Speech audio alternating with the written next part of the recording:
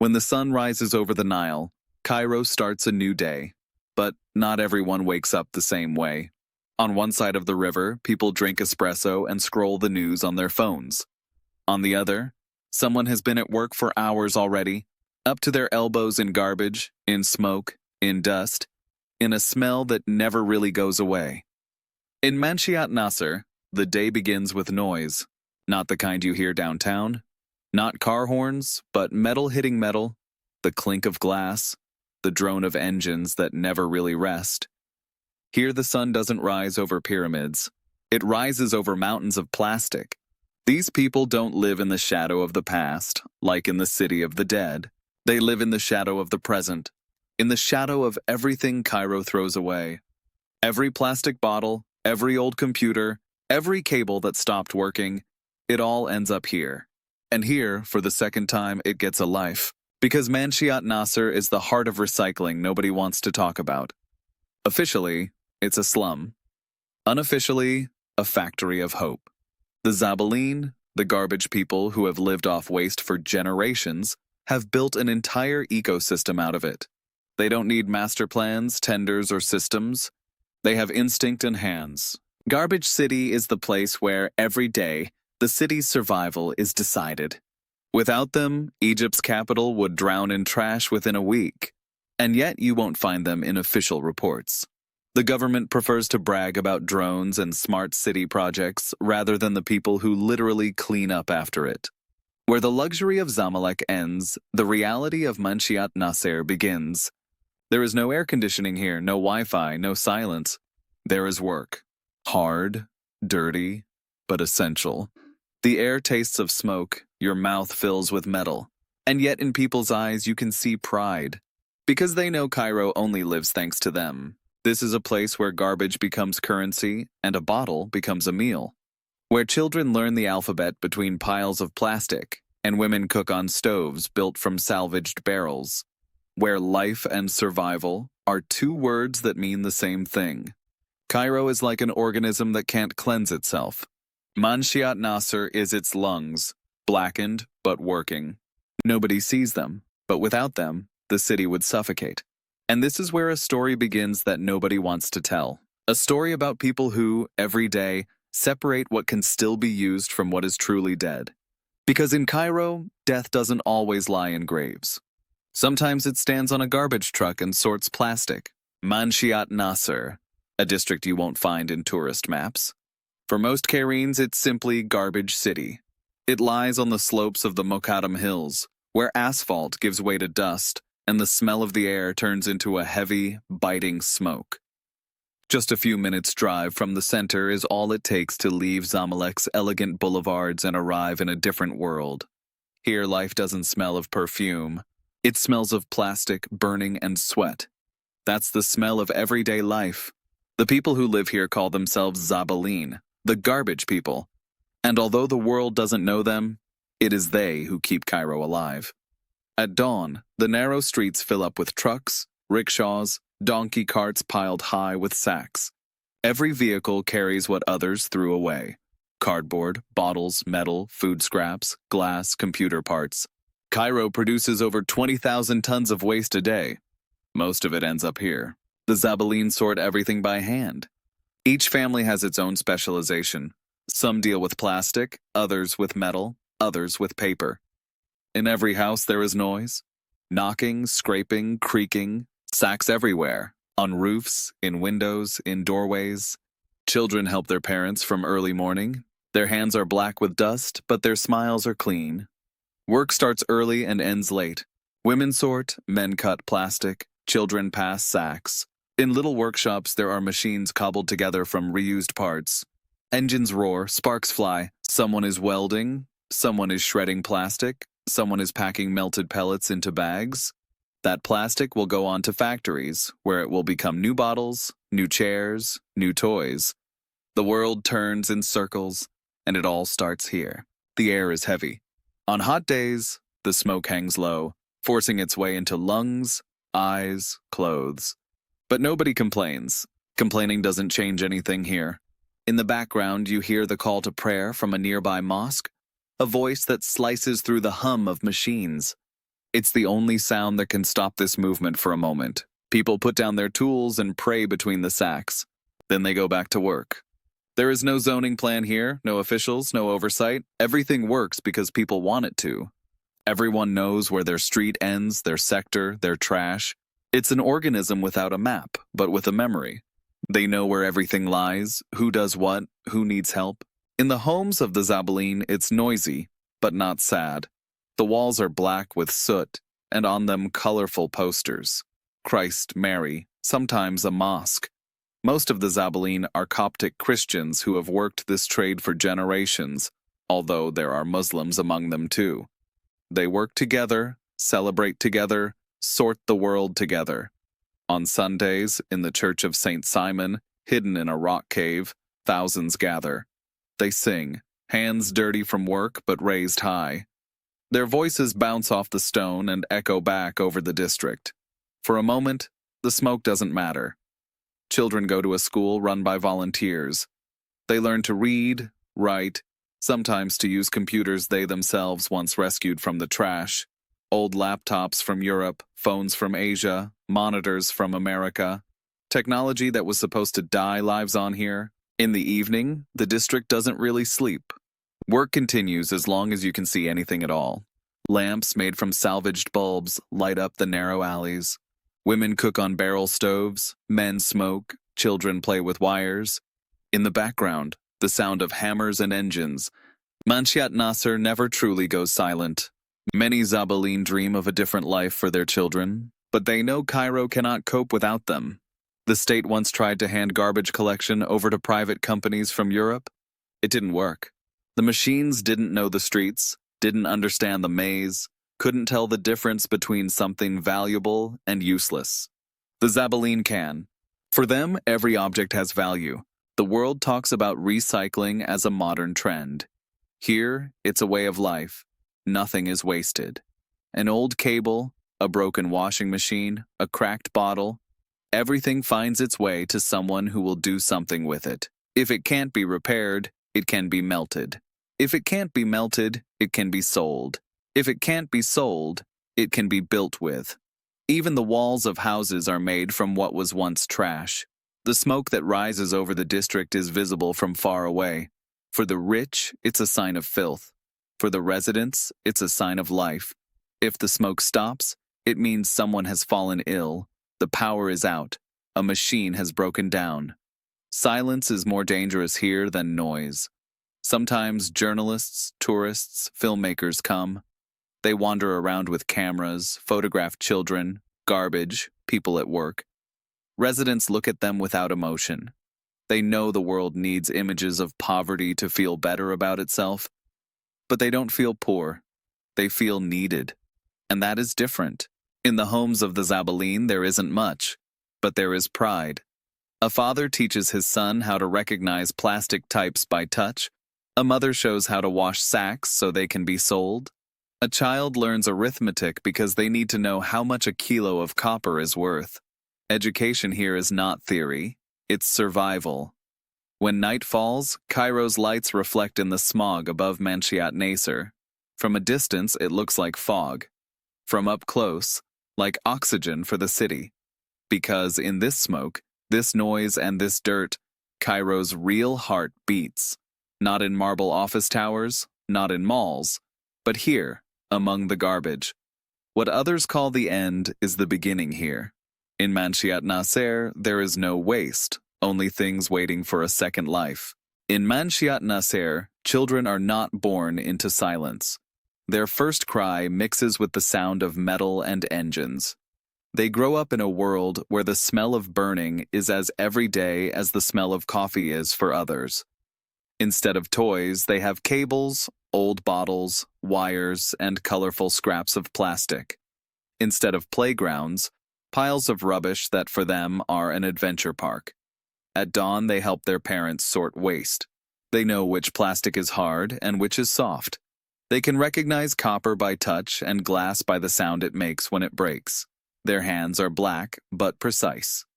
Before they learn the alphabet, they learn value. How much a bottle is worth, how much a cable, how much a kilogram of paper. At noon, when the heat becomes unbearable, The children sit in the shade under a corrugated metal roof. Some go to the school run by volunteers, others learn at home. Benches made from planks, a blackboard from old plastic. The classroom smells of smoke, but their eyes shine with curiosity. The teacher talks about the world beyond Manshiyat Naser, about cities where rubbish is taken away by a truck, not a person. The children listen as if to fairy tales. In the evening, when work ends, the streets turn into obstacle courses.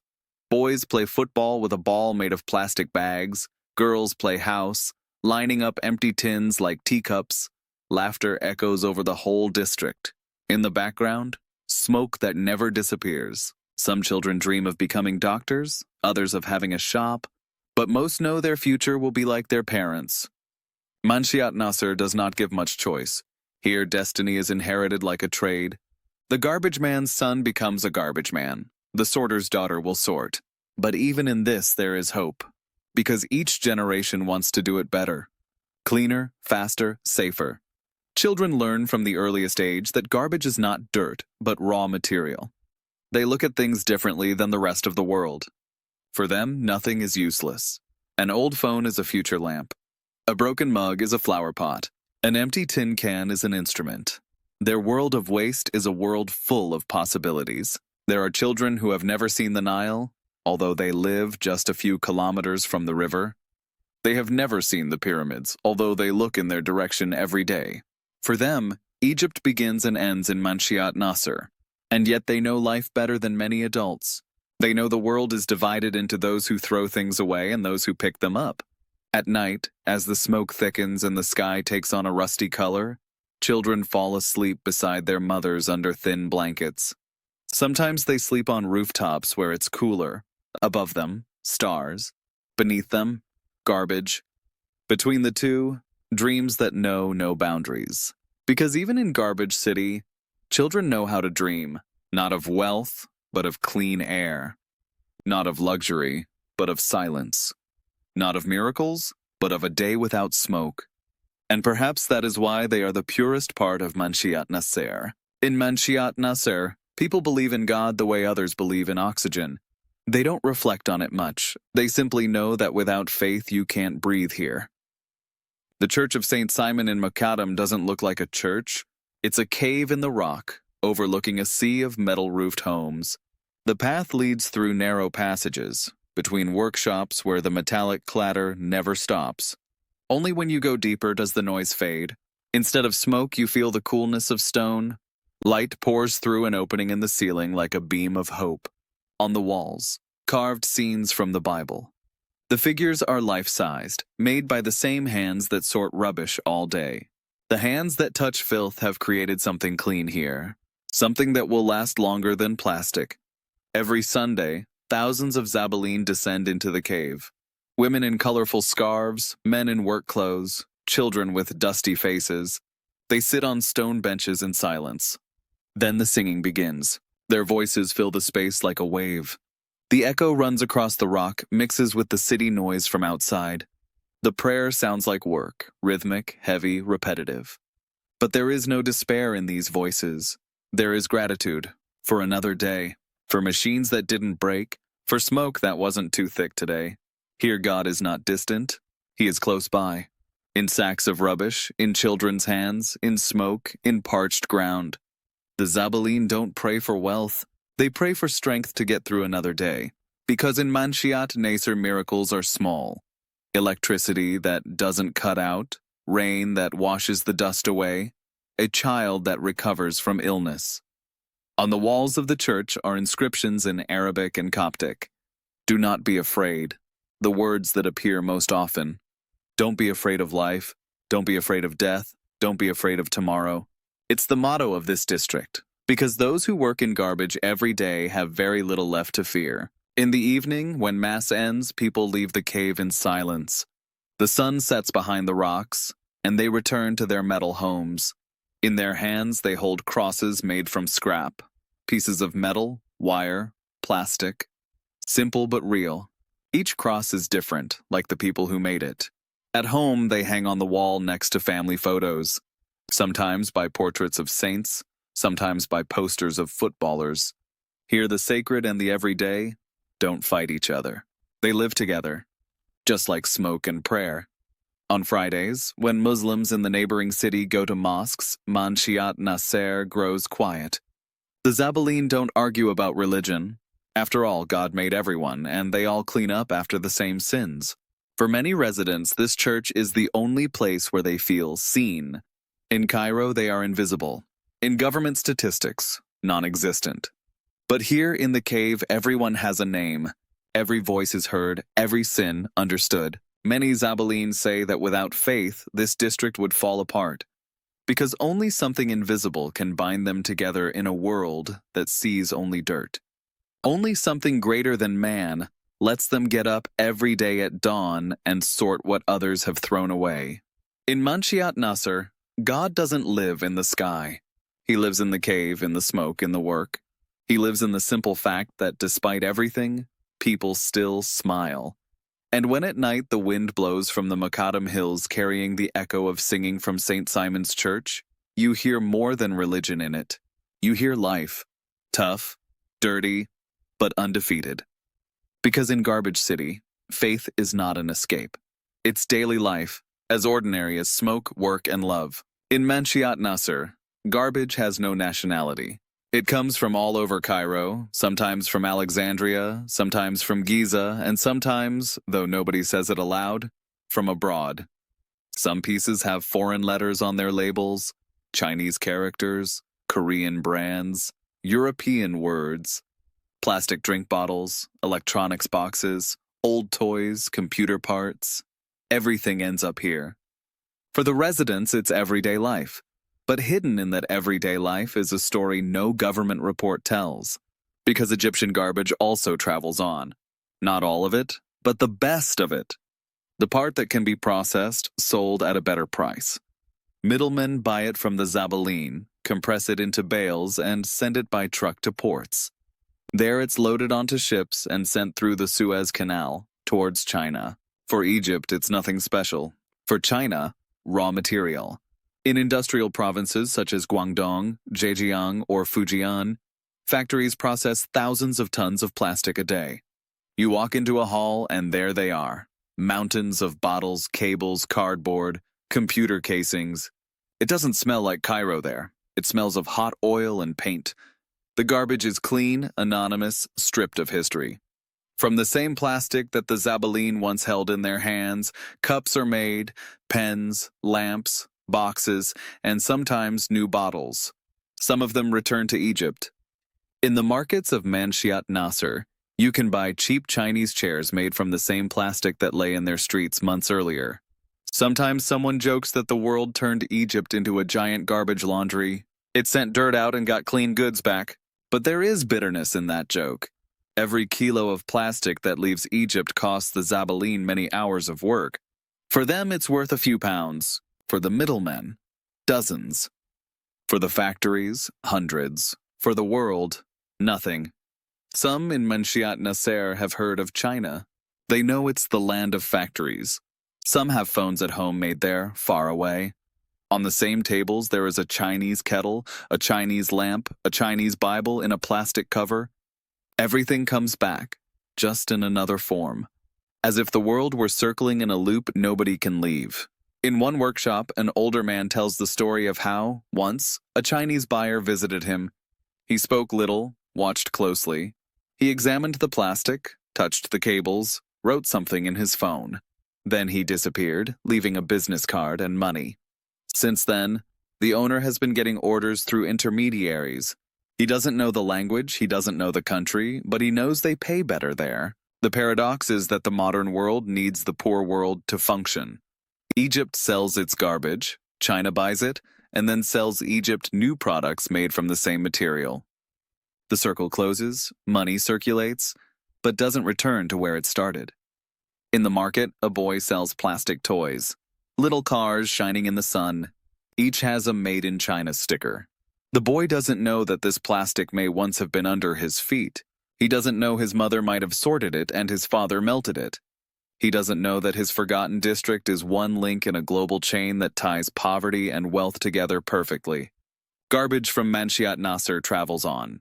Changed, cleaned, anonymous. It no longer has a smell, but it has value. It no longer has a story, but it has a price. And when it comes back, it gleams as if it had never been what it truly was. In this world, nothing ends. Not plastic, not poverty, not need. Everything cycles. Everything returns. Even the smoke over Manshiyat Naser, once it settles, rises again in the morning. In Manshiyat Naser, people don't talk about endings. Everything here simply continues. Things, people, smoke, noise. There is no word tomorrow in the sense of change, because tomorrow is the same as today. And that is precisely where the strength of this district lies, not in change, but in endurance. Every morning begins with the same ritual. Gates open, streets wake up, engines roar, donkeys pull carts, children laugh, women brew tea in metal kettles that remember several generations. It's a daily life with no luxury but full of meaning. Because meaning here has nothing to do with wealth. Here, the person who gets up each day knowing it will be the same as the day before has meaning. The people of Manshiyat Naser don't complain about their fate. They know the world doesn't see them. They also know Cairo cannot live without them. And although nobody thanks them, they feel pride because they are the ones who keep the city going. It's their hands that touch everything others have thrown away. It's their eyes that see what modernity really looks like, up close. Some say there are no dreams in this district, but that's not true. There are, just of a different kind. Modest, quiet, practical. A man dreams that his machine won't break down. A woman dreams that her child will go to school. A boy dreams of a football. A girl dreams of a day without smoke. And maybe that is what makes them stronger than those whose dreams are about wealth. In the evening, when the sun slips behind the Mokatam rocks, the smoke over Manshiyat Naser turns orange. The streets quieten, people sit in front of their homes. They talk, laugh, pray. There are no televisions, no music, no real silence, only the rhythm of life that can't be switched off. To the outside world, this is a poor district. But for those who live here, it is home. Not because they chose it, but because they learned how to live in it. They built a system in which even garbage has value. In a world that throws everything away, they found meaning in picking things up. In Manshiyat Naser, a person is not defined by what they own, but by what they can fix. A washing machine, a cable, a radio, a life. Because everything can be put back together if you have patience. That's a philosophy no school or university teaches. Only life. When night covers the district, the lights of the houses twinkle like stars. Each bulb is proof that survival is possible, that you can make light even from dirt. And that light, though weak, is enough to see one another. Some say Cairo breathes garbage, but the truth is different. It is Manshiyat Naser that breathes for Cairo. These are its lungs, black, sweaty, but working. And as long as life beats in them, the city will endure. Here, poverty is not shame. It is everyday reality. And dignity has nothing to do with what you own, only with whether you refuse to give up. In Manshiyat Naser, you won't find riches, but you will find something rarer. Peace in the knowledge that even if the world has forgotten you, you can still fix something. And perhaps that is why this place, though filthy, is cleaner than many marble districts. Because where others see garbage, these people see life. Cairo goes to sleep late, but Manshiyat Naser never really sleeps. Even when night wraps the city and the engines fall silent, you can still smell the smoke. Not like from a campfire, but heavy, bitter, familiar. It's the breath of a district that doesn't stop working, even when everything else grows quiet. From far away, it looks like a dark stain on a map of light. Up close, it is hundreds of flickering bulbs, thousands of hands, millions of tiny actions that keep this country in balance. Manshiyat Naser is not a glitch in the system. It is its foundation. In the morning, when the sun once again rises over Mokatam, Cairo wakes up clean, ready, full of life. People go to work, children go to school, hotels shine. Nobody thinks about the fact that what they threw away yesterday has already been sorted, cleaned, sold today. That someone breathed in smoke so that others could live in the smell of perfume. The world talks about ecology, recycling, sustainable development. But here, in Manshiyat Naser, that's not theory. It's daily routine. There are no certificates, grants, or conferences. There are hands and determination. Because this district doesn't exist on paper, but it exists in reality. It is more real than many places on maps, because life here is not decoration, it is struggle. Daily, without fanfare, without cameras, without promises. In the evening, when the last flame in the stove goes out, someone still sits on a rooftop and looks at Cairo.